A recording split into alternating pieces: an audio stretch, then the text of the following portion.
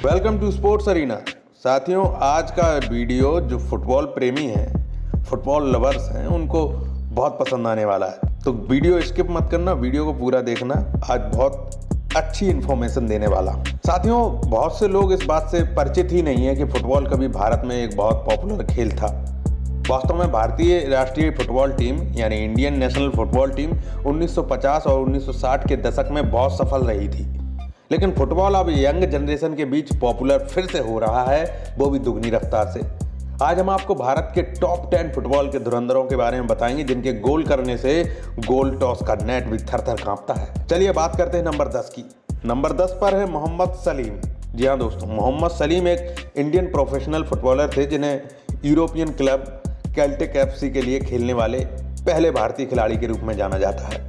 वह मैदान के राइट साइड में एज ए विंगर खेलते थे। उन्होंने 1936 में एग्जीबिशन मैच में चाइनीज ओलंपिक साइड के खिलाफ ऑल इंडिया 11 टीम के लिए अपनी शुरुआत की थी, जो भारत में खेले जाने वाला पहला इंटरनेशनल खेल था।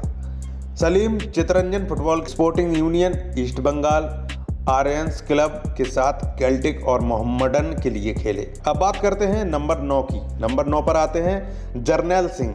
जर्नैल प्लेइंग 11 के स्टॉपर के रूप में खेलते थे और अपने दौर में बेस्ट रोल में थे। जर्नैल सिंह भारतीय फुटबॉल टीम के उन दिग्गजों में से एक थे जिन्होंने 1962 के एशियाई खेलों में जीत हासिल की थी। जर्नैल केवल 16 साल के थे जब उन्होंने खालसा स्पोर्टिंग क्लब के लिए फुटबॉल खेलना शुरू किया। जर्नैल ने 1965 में चुनी गोस्वामी से मोहन बगान की कप्तानी संभाली। मोहन बगान ने उसके तहत डूरंड कप खिताब जीता। 1967 में जर्नैल सिंह को एशियाई ऑल स्टार टीम के कप्तान के रूप में चुना गया था। यह एक भारतीय के लिए इनक्रेडिबल अचीवमेंट माना जाता है। 1969 में जर्नैल के मोहन बगान छोड़ने के बाद उन्होंने 1970 में संतोष ट्रॉफी खिताब के लिए पंजाब टीम का नेतृत्व किया। अब बात कर लेते हैं नंबर 8 की। नंबर 8 पर है थंगराज। थंगराज ने गोलकीपर बनने से पहले एक स्ट्राइकर के रूप में अपना करियर शुरू किया। उनके एक डिसीजन ने उनकी लाइफ बदल दी।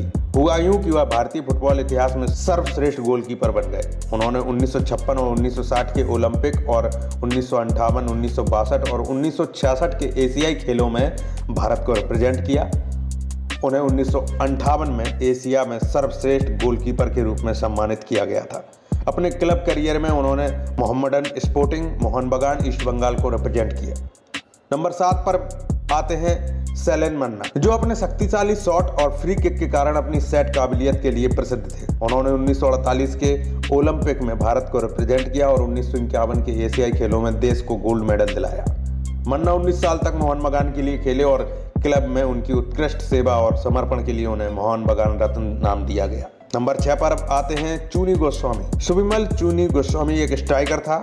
उन्होंने 1960 के ओलंपिक, 1962 के एशियाई खेलों में गोल्ड मेडल और 1964 के एएफसी एशियाई कप, जहां उन्होंने रजत पदक जीता। उन्होंने भारत के लिए 50 मैचों में 32 गोल किए। नंबर 5 पर आते हैं गोष्ठपाल। उन्होंने मोहन बगान के लिए खेला और 5 साल तक क्लब की कप्तानी की। कोलकाता में उनके नाम पर एक मूर्ति भी है।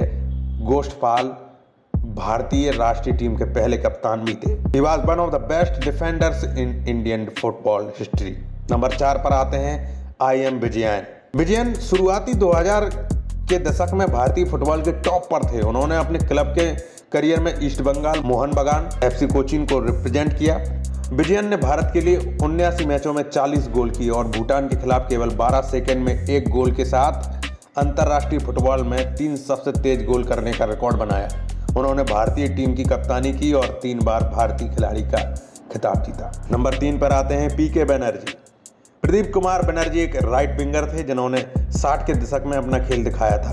उन्होंने रोम और 1960 के एशियाई खेलों में 1960 के ओलंपिक में भारत की कप्तानी की। वहां उन्होंने स्वर्ण पदक जीता। उन्होंने 84 बार कैप किया और 65 गोल किए। फीफा ने उन्हें 20वीं शताब्दी का भारतीय फुटबॉलर नामित किया और उन्हें FIFA centennial order of merit से सम्मानित किया गया। वह अपने खेल के करियर के बाद एक मैनेजर बन गए और कुछ टॉप भारतीय फुटबॉल क्लबों जैसे ईस्ट बंगाल, मोहन बगान और इंडियन नेशनल टीम का मैनेजमेंट संभाला। नंबर 2 पर आते हैं भाईचुंग भूटिया। जब वह सिर्फ 18 साल के थे तो वह भारतीय राष्ट्रीय टीम के लिए सबसे कम उम्र के गोल करने वाले खिलाड़ी बन गए। उन्होंने अपने राष्ट्र के लिए 84 मैचों में 40 गोल किए। कुछ मलेशियाई क्लबों के लिए भी खेले। भारतीय फुटबॉल में उत्कृष्ट योगदान के लिए भारतीय फुटबॉल महासंघ द्वारा उनके नाम पर एक स्टेडियम का नाम रखा गया था। और अब बात कर लेते हैं नंबर 1 प्लेयर की, जिनका नाम है सुनील। हालांकि अभी भी सक्रिय रूप से खेल रहे हैं। क्षेत्रीय अब तक के सबसे महान भारतीय खिलाड़ी हैं। वह भारतीय फुटबॉल प्रशंसकों के बीच बहुत पॉपुलर है और मॉडर्न टाइम में भारतीय फुटबॉल का चेहरा है। उन्होंने अपने करियर की शुरुआत मोहन बगान से की। भारत में सबसे सफल क्लब और एक समय में top MLS club Kansas city Wizards और यूरोप में स्पोर्टिंग पुर्तगाल बी के लिए खेले। वह बेंगलुरु और भारतीय राष्ट्रीय टीम के वर्तमान कप्तान हैं। वह भारतीय फुटबॉल इतिहास में सर्वाधिक कैप्ड खिलाड़ी और सर्वाधिक गोल करने वाले खिलाड़ी हैं, जिन्होंने 72 गोल किए हैं। लोकप्रिय रूप से कैप्टन फैंटास्टिक के रूप में जाना जाता है।